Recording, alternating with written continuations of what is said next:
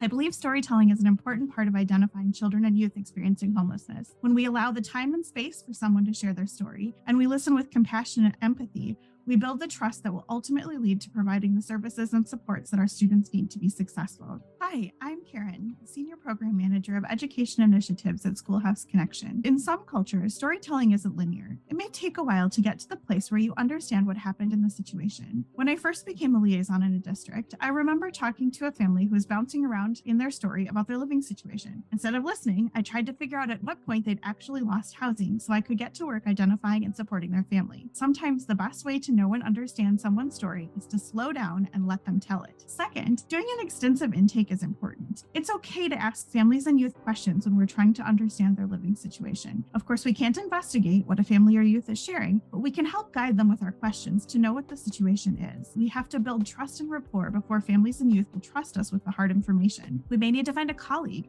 of a different race, gender, ethnicity, language proficiency, or someone who the family or youth feels comfortable talking with.